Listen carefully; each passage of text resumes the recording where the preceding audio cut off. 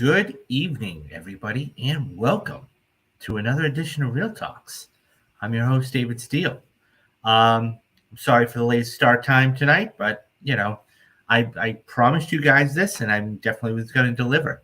So I actually sat down. So anybody who's not familiar with this is Mission Impossible Fridays, and for the next coming weeks, okay, I'm going to be talking all about the new. Hello, Dad. How are you?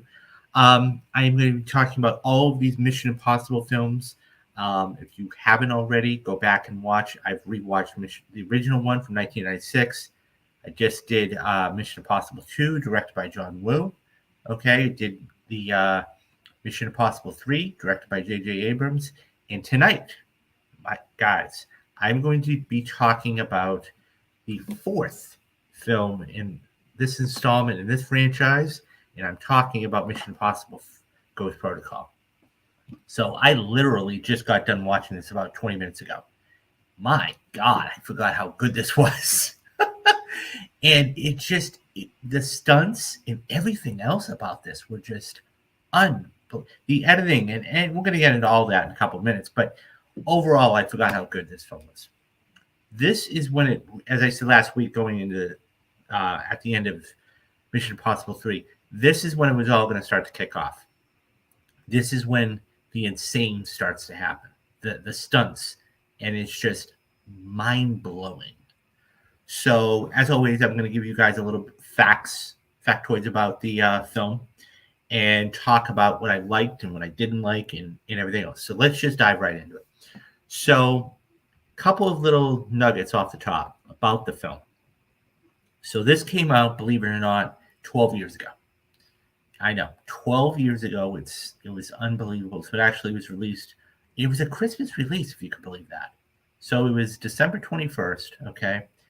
And it had a budget of $145 million, which today is like, really? That's it? Yeah, so it was $145 million.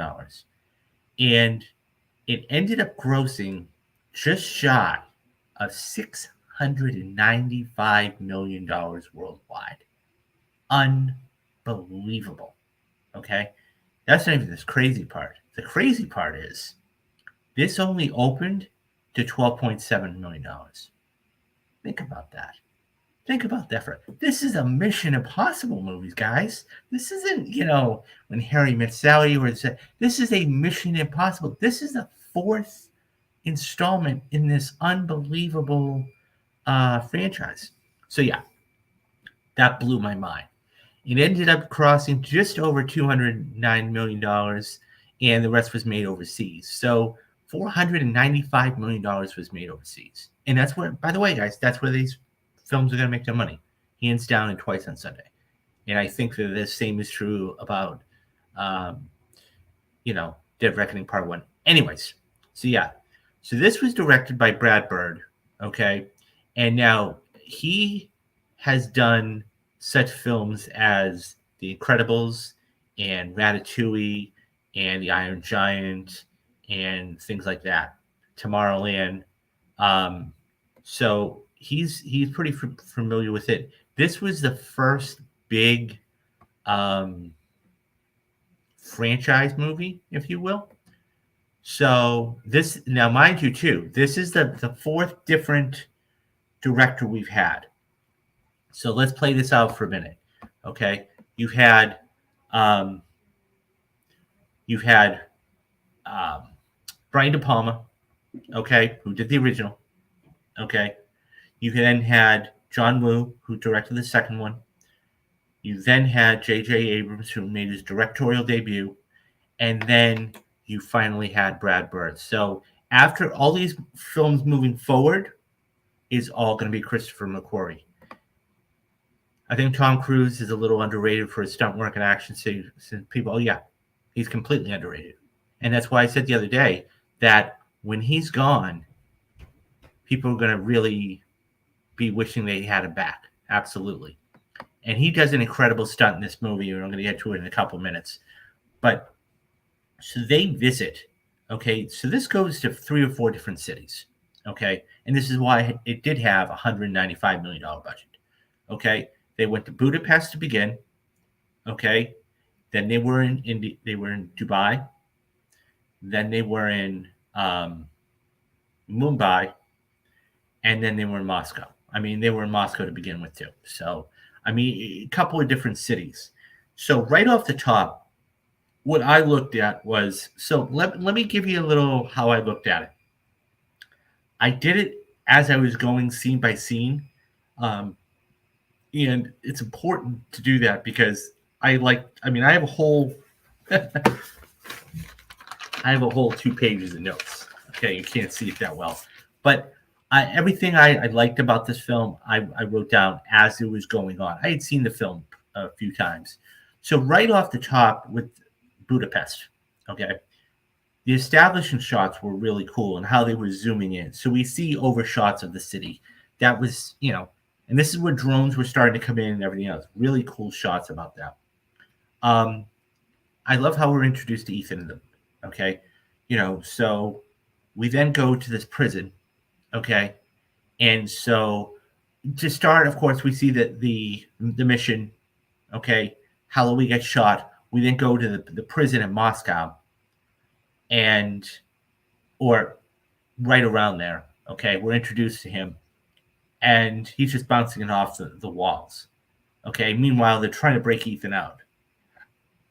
Once it starts to ensue, this is the genius of this movie. Okay, what Brad did. Once it starts to ensue, you have this prison ride. Okay, I mean you could almost think of it as anything we want. What does Benji do? By the way, so I'll say that in a minute. But what does Benji do? In order to counteract, he puts Dean Martin on. So you have this Dean Martin music going on in his.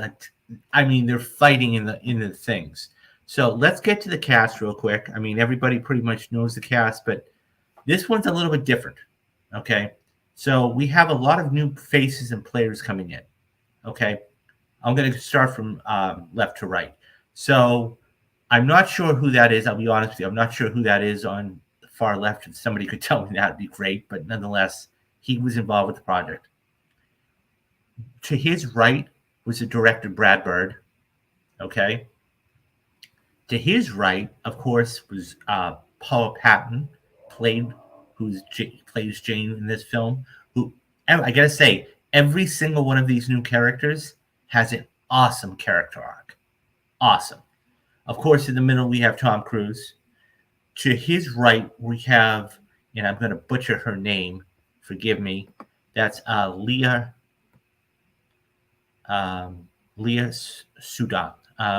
So she was in Blue's the Warmest Color, but she also was in. She played the Bond interest in No Time to Die and a couple of the other films. Okay. To his right is the actor who played Winstrom. Okay, and that is. Bear with me here. Samuel Edelman. Okay, that is Samuel Edelman. Okay, and he's most known for a little film called Private Eyes Farrar back 20 years ago. And then finally, you have Simon Pegg, who's been a staple for this franchise for, pretty much 20 years, almost 20 years. So this is the second film he's in, but he was introduced in Mission Impossible 3, but still did a really, really good job in this. And as I said, every single one of these characters, okay, whether it was Brandt or whether it was Jane or whether it was not pictured here as Jeremy Renner, and so he actually had a fantastic role. So also, one of the other things that this film does is the rotation of secretaries. Okay, so we've had 3 or 4 different secretaries of the IMF for all of the movies now. So in the original, it was John Voight. Okay, in the second one, we had Anthony Hopkins, and they don't make big appearances. In the second one, we had Anthony Hopkins. In the third one, of course, we had the incomparable Lawrence Fishburne. And in this one, Tom Wilkinson makes a cameo as the secretary. So, we have all this. So that's another little nugget moving forward. So that all being said, so So, anyways, Ethan gets broken out of prison. I love that juxtaposition, like I said, between the D Mart music and the fighting. So after in the sewers, okay, the whole opening credits were taught where Ethan says light the fuse, and then we go right in the Mission Impossible credits. That was about 9 minutes in, and that was cool too. We're in the story now. We're really enveloped in it. Okay. Um, the flashback. So after Ethan gets broken out, okay, and he's introduced to Paul to Jane, okay. Which, by the way, if you notice this in the third film, okay, they kind of use the same thing. So in the third film, it was um, it was Ethan who had trained Kerry Russell's character, and she died. Okay, and then as the backstory is being told, as Jane's telling the story, we're hearing her voice. She actually trained Holloway, and he died. So there's a little similarity to that too. But I did like how they did the backstory there, as as the flashbacks are going. Every single time we always hear, how are they going to get the mission, right? So in the first one, it was, it was basically that was given. Okay. It was in the second one. Okay. He uses Oakley glasses. In the third one, it was a camera. Okay. One of those disposable cameras. In this one, it's with the telephone. Unbelievable. Okay. So I love the creativity they're using in doing that. The toys. Oh, and the comedic beats in this really worked. I got to say that right off the top, because Simon Pegg is a fantastic. Somebody said it today somewhere. I heard comedy's all about timing, and you have to be able to time it right in order to have it work. Right. That all being said, Simon Pegg, who is the comedic relief of this film, did a superb job of that. But even before that, you had Ethan gets the mission, and he's walking away, and he looks back, and it's like, did this not break? So he hits the phone, and it self-destructs. I mean, just little things like that go a long way to the humor of the film. The toys. At the end of the day, Mission Impossible is a spy movie, right? It's like a James Bond. It's like a Born Supremacy type of thing. I loved the toys, and you could really, really tell how they were used, right? I mean, whether it was the biometrics for the retinal stuff, whether it was the the false wall that they used, Benji and Ethan used in the Kremlin, whether it was the table, okay, which I'll get to in a couple minutes, about how they got the mission, whatever it was, the gadgets were really cool and innovative. And I think that's a big part of this too. Because when we watch spy things, it's like Batman having his utility belt. What is he going to pull out this time? What are they going to do this time? How are they going to get through this? How are they going to get through that lock or whatever it is? They really, like the balloon that had the camera on it that was dropped in. I mean, just things after things after things. Yeah. So that all being said, so the Kremlin, they get the mission to go in the Kremlin. Okay. They get set up. The Kremlin explodes. He meets with the secretary. They've been disavowed. Okay. So, once again, Jeremy Renner, who's not pictured here, he is now the chief analyst, Brant, as it's called, and he has to escape with Ethan. So they go to this train yard, and in the train yard, okay, we go to where he and his team, okay, have the cash. And that being said, basically this is a scene where he says, if anybody wants out, say it now. And so, of course, they're all still going to be in, and, They want to stop this, okay?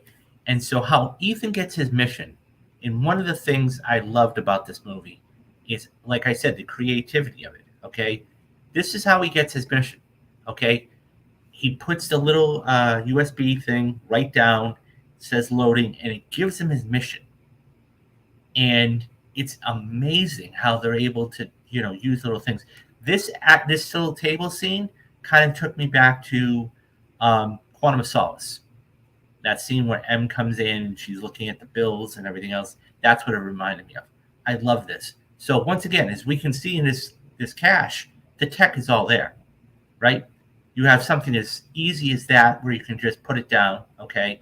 Biometric stuff, they have the things to make the mask. It's all of this stuff is there. So once that's done, okay, like I said, so once that's done, basically, and this scene really tells you the severity of the actual situation. And he says, listen, if anybody wants, the secretary is dead, we are disavowed. There is no backup. There is no, cash. There is no safe house. There is nothing. We are the four that are left from the IMF. If you want to get out now. And they, of course, not all, they're all sticking around, but they load up, and this is when they're going to go to Moscow. And so, or this is when they're going to go to their next place to try and stop Hendricks from actually getting what he needs. And once again, this movie is not all about situations, but it's action-driven. It's very action-driven. And the editing of this is incredible. The sequence in Dubai, okay, when he's running through the, and of course, you have to have a couple of tropes, right? I'm not going to lie. You got to have a couple of tropes. There were a couple of running sequences, one, of course, being in Dubai, But before that, okay, the stunts. I know I always talk about it, but this is one of the biggest. This is when the stunts really start to mount up. So they are trying to, go into this meeting, okay, with Moreau and Wistrom and get the codes and make sure they don't fall into the wrong hands of the enemy, live nuclear launch codes. So, of course, they can't go through, all these different things because, Benji can't do it. There's multiple things there. So what does he have to do? He's got to climb on the building. This tells you how crazy, by the way, this sequence was beautifully shot.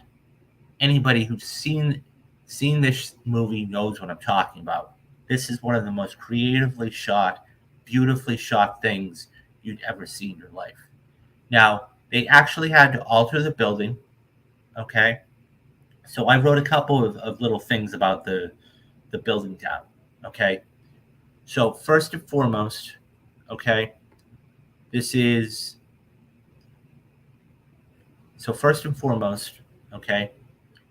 the tallest building in the world.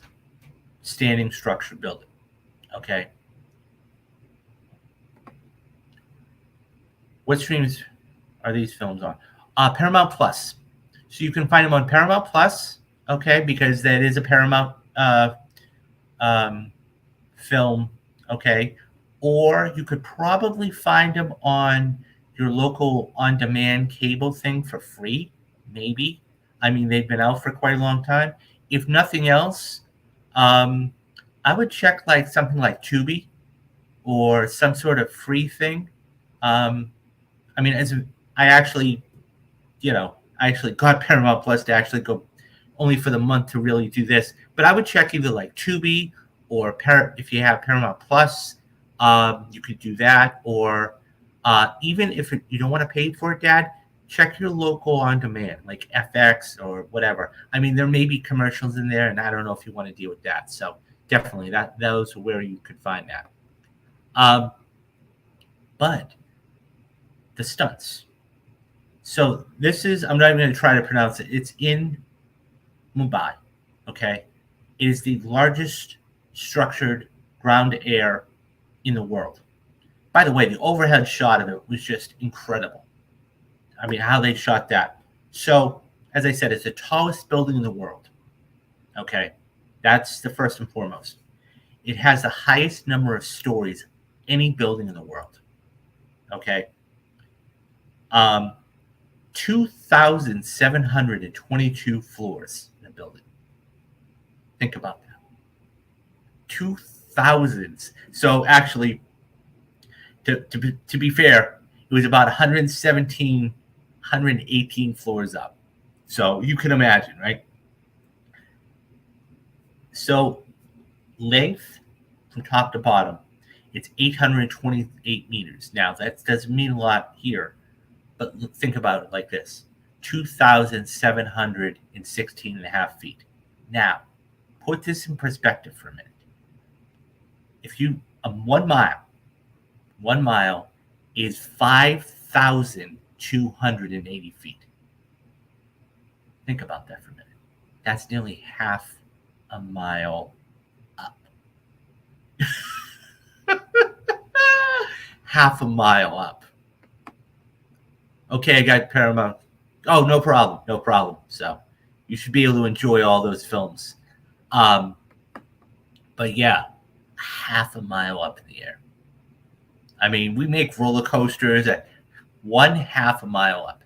Now, you got to remember too, he's using these things, okay, that are on his hands, and that, of course, Benji being Benji, think of it like this. It's a rolling motion, he says, what's blue? He says, think of it like this. Blue is glue. And he's like, what's red? Dead. I mean, simple things like that, right? The cute comedic humor in this was just magical. So, like I said, I mean, I can't even imagine how they filmed this. I mean, drones and everything. The way they did this sequence was just unbelievable. So the swing sequence, okay, when Ethan is actually trying to get back in the room, kind of reminds you of the swing sequence in Mission Impossible 3, right? With that thing. So it's the same sequence nearly. But so the building sequence is just unbelievable. So once that happens, and by the way, the CGI, I mean, it wasn't heavy with CGI. I mean, there was some, but it was unbelievable. I mean, like the explosion of the Kremlin, really good CGI for what it was worth. They didn't use a lot, but they used enough. And Brad Bird and his team did a phenomenal job with this movie. Yeah, so I couldn't even. So as the rock climbing sequence, that was the thing. It kind of reminded you of when there was that shot like this, and then there was that side shot, and then they go wide, right, to show you the scope of it. It was kind of like that rock climbing sequence at the beginning of Mission Impossible 2. So they're starting to use little things over and over, if you notice, if you watch them long enough. Yeah, I mean, just the whole sequence in the hotel. I mean, so you had the fight. So, by the way, the cross-cutting, amazing. Absolutely amazing. We see Jane, and as I said before, every single one of these characters had an arc. Okay? So you had Jane, who wanted to kill Moreau for the loss of Holloway. You had Brandt, okay, who we still didn't know the backstory of Brandt, and we get to him later on, and that was really good. And then Benji. And Benji had always wanted to really become a field agent, but he was more of a tech guy. And even in the beginning, when he's driving in the van, he's like, Ethan says, and how are you here? He's like, oh, yeah, I passed the field agent's test. Crazy, huh? So, I mean, we see how he's evolving as a character, which is fantastic. Once again, the running sequences, I mean, there's always a couple of staples in these movies, okay? One of them is the running sequence. So the second running sequence we get is in Dubai with the sandstorm. And I found it interesting, okay, sticking with all of the tech and everything else, that in the cache, okay, they were talking about wearing masks, right? So right over here, Brandt was really unsure of how it was going to work. And so what ended up happening was he's like, how is this going to happen? And so Benji's like, oh, yeah, we'll just wear masks. Jane will double as Moreau, and, somebody will double as him, and that's it. So as the whole sequence, so once Wistrom gets the codes, okay, and that whole thing happens. Moreau realizes, okay, that's not who it needs to be. They kill the scientists, and he's chasing after him. What happens? The team that wasn't supposed to use the mask wasn't wearing the masks. It was that Winstrom was actually Hendrix. So that was a good little twist. Hendrix was the one getting the codes, okay? Because they all thought that Hendrix was going to go to the, or Wistrom was going to go to the meet, but it was actually Hendrix to get it. So that was a cool little twist in that facet. Yeah, I mean, just as so, you see the tension building and building and building, and once that happens, so once we get past Dubai, um, you think, oh no, all was lost. So then, you have that sequence, okay, of them all coming together, and really that sequence at that point, okay, and this is really the start of the third act, and it almost could be considered that. So he goes to that meet. I mean, it kind of brings everything together. That person that he broke out at the beginning of the movie comes back, okay, and Sergey, and he thinks he's Sergey, and he talks to the weapons dealer, and he's like, I certainly can't tell you that, that it was a tactical satellite sent, up. So he's giving Ethan the information, and he gets all the information he needs, and then, that's that shot, with the Jeep, private plane. He steps out. He's like, look, guys, we got to do it together. So this is when they go to Mumbai. And Mumbai, of course, is when they have to, because don't forget, Jane feels responsible for this mission blowing up because she killed Moreau. Because she was so obsessed with revenge that she killed Moreau, and that was it. So in the interim, okay, on the plane, they figure out what the plan is going to be, and then they have a talk. Ethan basically tries to comfort her. She gets a second chance to redeem herself. At which point, all of these characters have, something to do. So Brant, we find out later that he was on the detail, that there was a husband and wife, and they died. And supposedly that was Ethan's wife. And he feels horrible about it. And so that was a major sticking point. And at that point, there had been rumors about how he got put in the prison, because it was an unsanctioned hit, or she left him, or whatever. And so, yeah. So as we go into that, everything's starting to come together. So Benji finally makes the kill that he needed to, okay, because he's always been, he's a tech guy. So this is like big thing for him. So he's making his first kill as a field agent, okay. Brant gets redeemed, okay, and Jane gets redeemed. So once they get the code, okay, once again, so we get to that plot point of, it's called point of no return. This is where you think everything's lost. Our heroes are not going to be able to do that. So once, they're chasing through, that's the city, and trying to get, trying to stop this nuclear bomb from going off. And yeah, so at that point,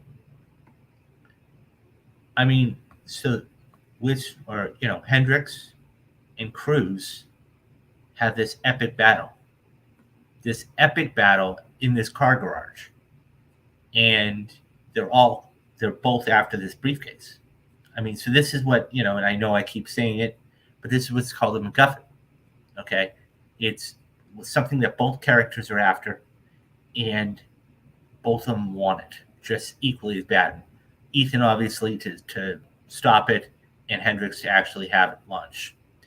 And so some of the craziest stunts you see, not as crazy as, hanging off the side of a building or swinging off the side of a building, but definitely crazy nonetheless.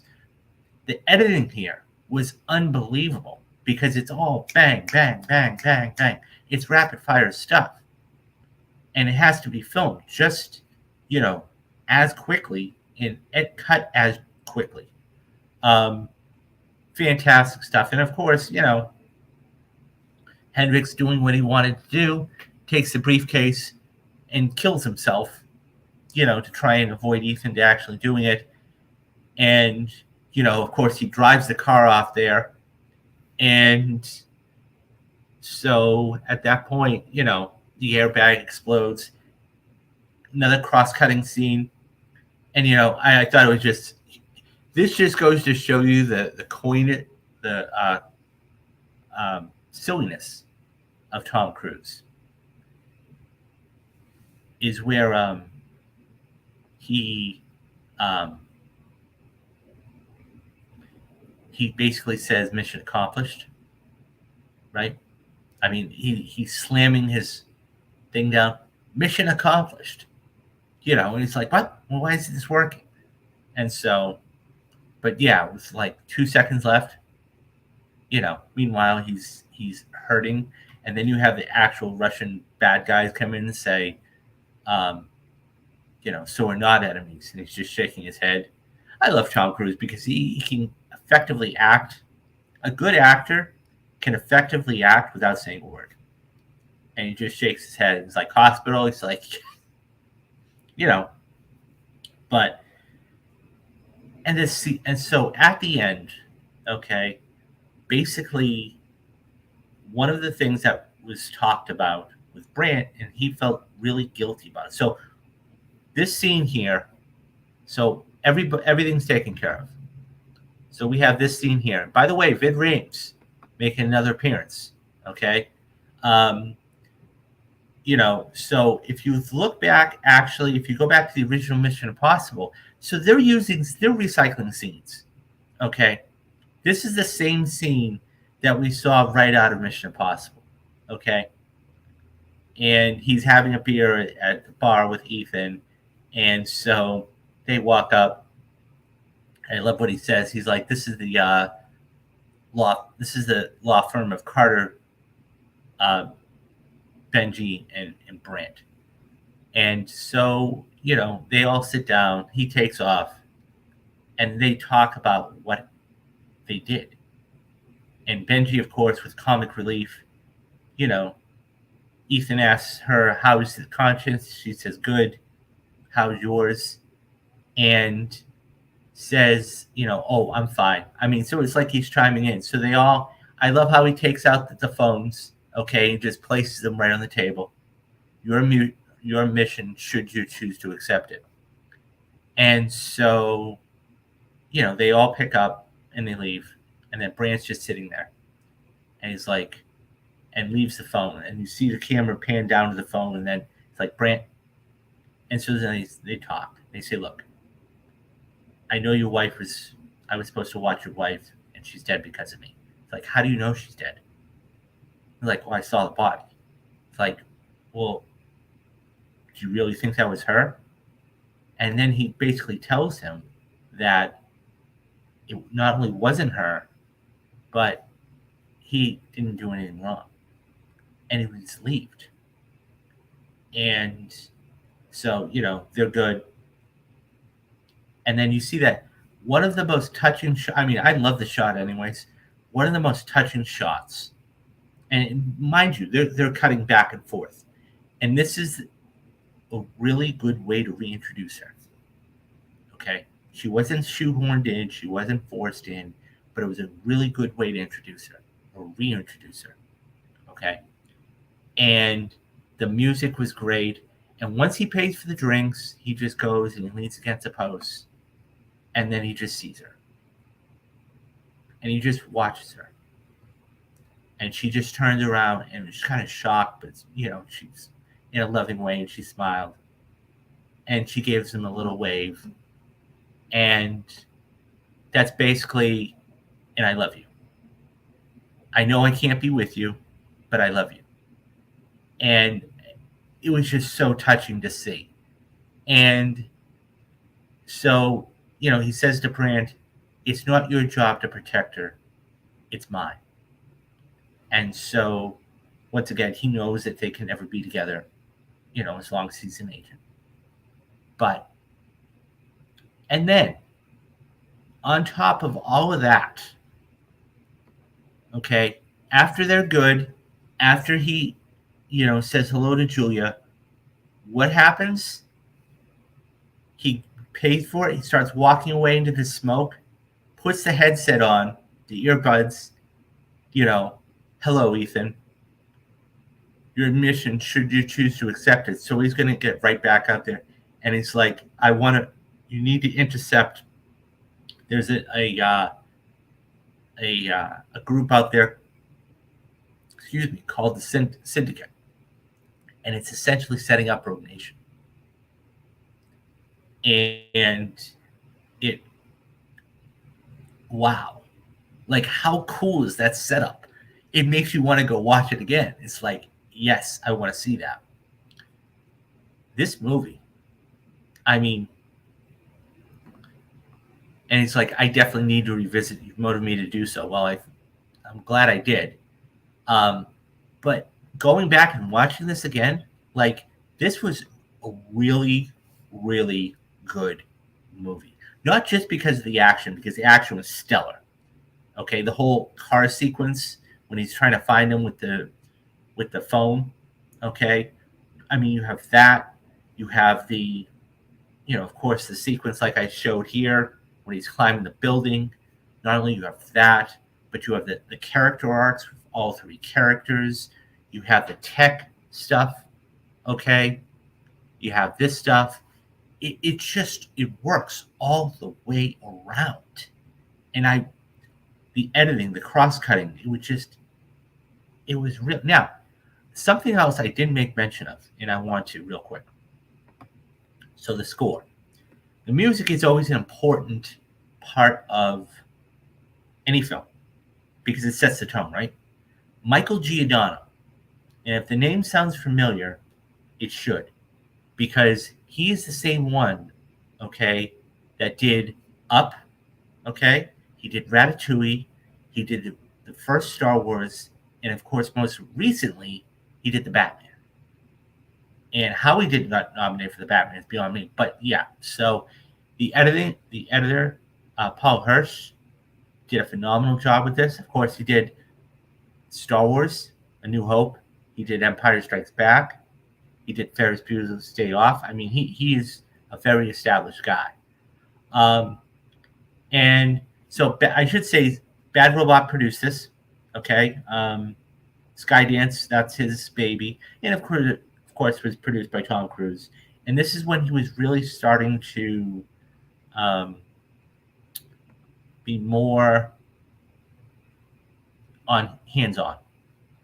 So, like, for the weekend, okay, it's fascinating. So, the first weekend this came out, okay, so it came out the 21st, okay. It actually, so there was a preview weekend when it was only at 425 theaters. It made about $13 million, okay. The next weekend, it jumped up 131%, and it made $29.5 million. The next weekend was Thanksgiving weekend. It made $44 million, okay, and it was in almost 3,500 theaters. This movie had legs for its time, okay, 6 weeks in. It made almost $30 million the week of New Year's, okay, and then, $38 million, and then it started to tail off, okay. I mean, this was in theaters for 18 weeks, but it was a really, really solid film, and it doesn't get enough love. It really doesn't get enough love. I'll be honest with you. I had seen it a couple times, but I hadn't really sat down and watched it in a while. This is a really good movie. This is a top notch, one of the better Mission Impossible movies. I mean, is it as good as, let's say, Mission Impossible, the original, or Fallout, or probably not, because nothing is ever as good as the first one, and Fallout just gets super extreme. But for stunts, for action, for character development, for comedy, comedic themes, this hit all of the notes you wanted. And Brad Bird did a really good job, considering this was a major blockbuster for him. But you got to remember too, that's where, I mean, when you don't do a major blockbuster, and this is your first one, and you're doing a Mission Impossible, and you're working with Tom Cruise, it can definitely be overbearing. So, I mean, like I said, to think that it only made $12.7 million opening weekend, that's astounding. I mean, that's one of the lowest. Think about this, guys. That is one of the lowest opening weekends of this franchise, hands down. And it ended up making $209 million total. Now, granted, 2/3 of it came from overseas, but still. Now, put this in perspective, okay? The next film, okay, and I'm going to. So the next film, okay, that for next week that I'm going to be talking about is, of course, as was demonstrated, Rogue Nation. Now, this is when it really starts to ramp up, okay? I mean, this is one of those things where we have more characters coming in. We have, another secretary. So this is when Christopher McQuarrie starts to really make his mark. Okay, this I'll tell you this. I'll give you a little preview of this. So this had $150 million budget. Okay, it was about the same runtime. It had a $55.5 million weekend, and the budget was the same. It ended up making $682.7 million. That's incredible. Okay. Once again, Abrams produced it, but McQuarrie, this is when he really starts coming on strong here. This is for the last 15 years they've been working together, and I can't wait to sit down and watch Rogue Nation. And so the villain, okay, as far as I gotta say, so the couple things about it, okay. First and foremost, okay, so we have a brand new secretary, okay, Alec Baldwin comes in, okay. But a couple of things. Number one, I think that once you start working with the same director over and over, you get a better understanding. Number two, the fact that it's just, this is where I think box office, and I'm all about box office, I'm all about numbers, and I get that. But it's one of those things where this is what James Bond was trying to be. Right? This is what James Bond was trying to be.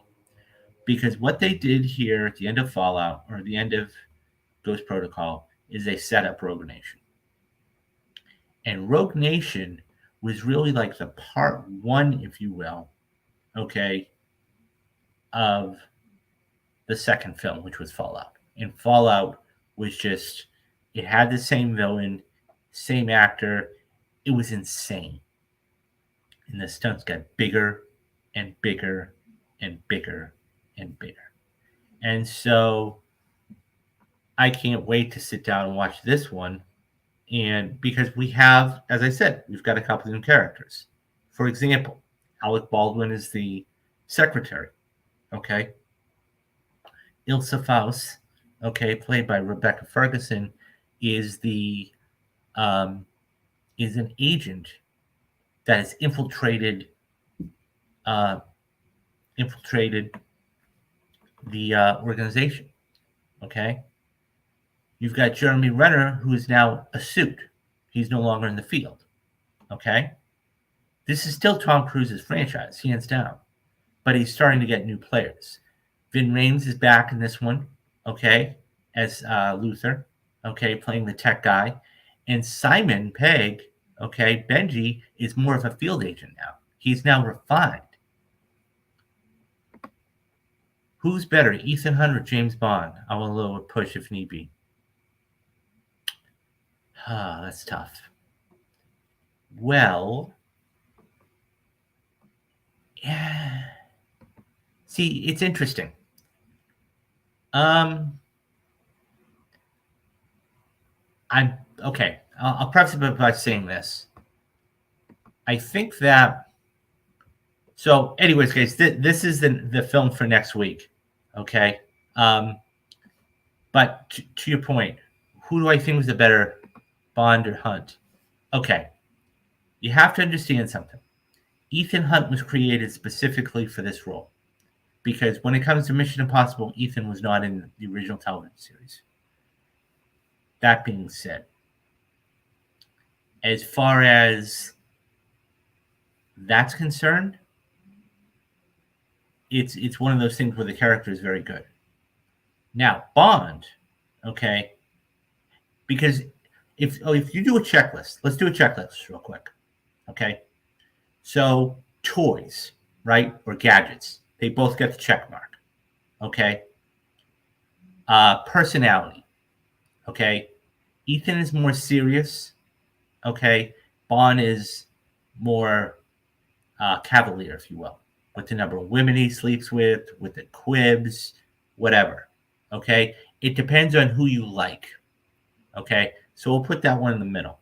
Okay, missions. Now, usually the mission, okay, is either to save the world or stop somebody. So, that being said, okay, usually the mission for James Bond is one person. While there's an overarching thing, it's usually one person. While it's the same thing there, okay, that's a push too. Okay, teams. Okay, Bond works by himself. Ethan works with the team. Now once again, it depends on what you like. Okay, if you're a loner, go with the Bond.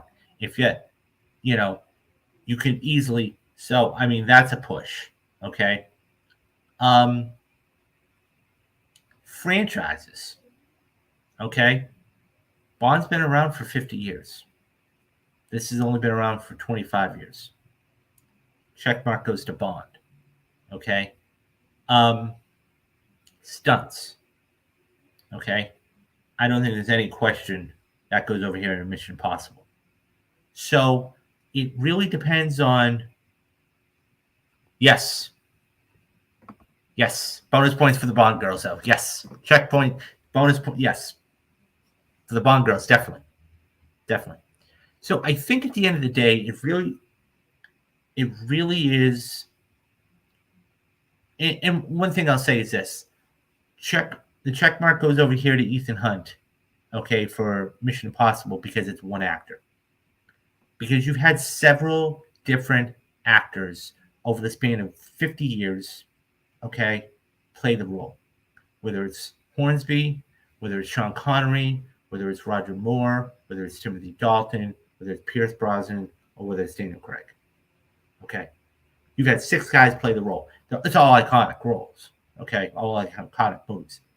But Ethan Hunt, one franchise, 25 plus years. That goes to Mission Impossible. So now, The $64,000 question is this, and I know I keep going back to it all the time. Money. Okay. How is it in the money things? Because when at the end of the day, it's about you and I and everybody else that watched this video, okay, that really say, oh, well, this one's made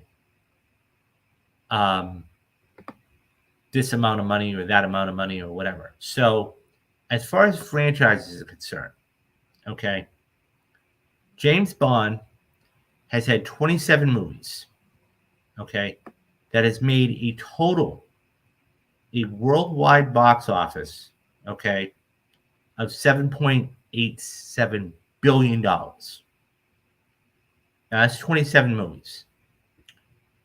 If you go down to Mission Impossible here, it's had 8 movies. Now, it's counting, I will say this, they're counting the 2 new films, but we're not going to do that.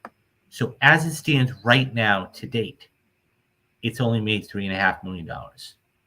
So that check mark goes to Bond. Because the thing is that Skyfall was the only film ever to make $1 billion or more. And it should have. It should have. So it's really a matter of, it's like saying this. Who's your favorite basketball player? Michael Jordan or Kobe Bryant? Right? It depends on who you enjoy. So I just like to introduce conversation. No, yeah. I think it's one of those things where I think it's generational too. That's part of it too. I think it's generational. If you have, it depends on what era you grew up in, right? For example, I was born in 1975. I started watching Bond when I was 15. So I remember Timothy Dalton and Roger. I mean, I remember A View to a Kill. I remember, The Living Daylights. I remember, GoldenEye, all these things. So that's part of it. This, everybody remembers. I mean, this is only, you got to remember, this first film came out 3 years after Jurassic Park and Schindler's List and all those great films. Okay? So this is more in the zeitgeist of today's culture, if that makes sense, where Bond is every 3 or 4 years. Like right now, it's who's going to be the next James Bond, which I have no idea about. But this is every 2 or 3 years. This is like every couple years, but it continues to go on and on and on and on. So if I had to pick a franchise today, it would be Mission Impossible. Over the long haul, though, I think it would be James Bond, because not only does it have more movies in the franchise, but you have better actors.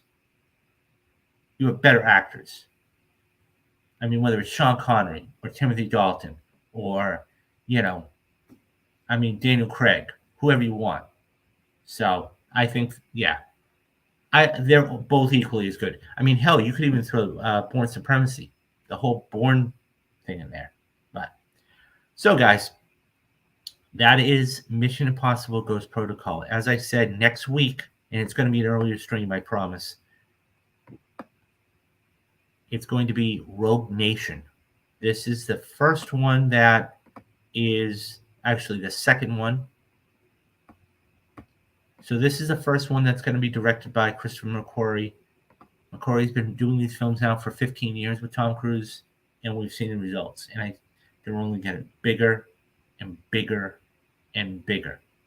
So I can't wait for this, and I can't wait to sit down and watch it. Anyways, LaShasha Lynch next Bond?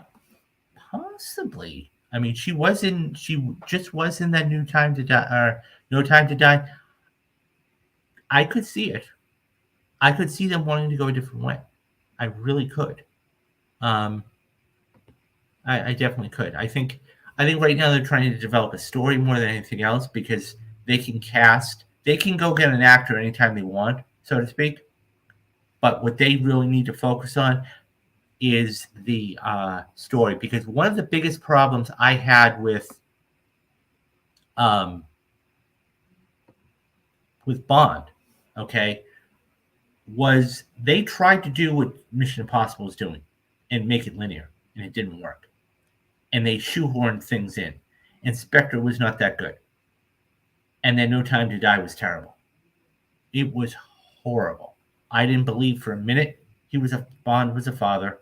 I didn't believe 1 minute the third act, and it just didn't work. So they need to stick to the individualized stories, because the way that Brad Bird introduced her back was perfect.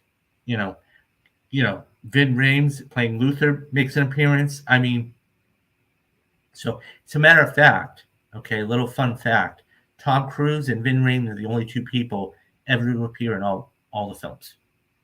So that tells you something. And if they're anything, and one thing you do know about them is they were all about synergy. They were all about doing the coming full circle. Whether it's the guy playing Kittredge, bringing him back 25 years later, or whether it's the guy that, was supposed to go to that Alaskan tower in Mission Impossible, whatever it is, they're all about synergy. They're all about circuits, full circle, and all that good stuff. So we'll see about that. So coming up, programming note, next week, and trust me, it'll be much earlier than this week. Stay tuned for Rogue Nation. I can't wait to sit down and watch that. It's going to be so good. Tomorrow, we have our first Ask Me Anything. So, once again, guys, when you come in, you can ask me anything you want. A few things aside, and yeah, so we're going to be doing that for about an hour or so. And then Sunday, we'll take a break. Monday, we'll get right back at it. And then coming up on Thursday is the preview for when it's released for Indiana Jones and the Dial of Destiny. So I'll be going to see that on Thursday. And then the spoiler cast will be on a Saturday. So stay tuned for that. And that's how we're going to do it. And then, Thursday, this upcoming Thursday, will be Secret Invasion Thursday. And then Friday, we'll be right back here next Friday for that. And then, so we're going to keep going with this, guys. And that's what's going to happen with that. So, definitely. I'll be ready for him, Dad. But if you guys want to, say, as Dad is a supporter, if you guys want to support me, you can do a couple different things. I'll make it very brief. One, you can head on over to Patreon. I have yet to record the episodes. I will do that this weekend. You got Mob Mondays. You got Rewatch Wednesdays. Okay. And, Mob Mondays is $5 per month. And Rewatch Wednesdays is $10 a month. You can only get those there. If you want to pick something up at the store, mugs, shirts, jackets, hoodies, fantastic items. And then, or if you just pop in here and you like the content, you drop me a super chat. I'm always thankful for that. Or if nothing else, guys, I ask, please leave a like, okay, and hit the subscribe button, because that helps the algorithm out. That helps people know that you want to see my content, and others can get to that as well. And yeah, so, and that's, I'm trying to grow this and, all that good stuff. Okay, guys, so that's going to do it for this evening. Do the 3 things you got to do. Be safe, be careful, and have a great weekend. Okay? Go see a movie. All right. Come back here tomorrow for Ask Me Anything, and I will see you guys later. I'm David Steele, and you have been watching Real Talks. Bye-bye, guys.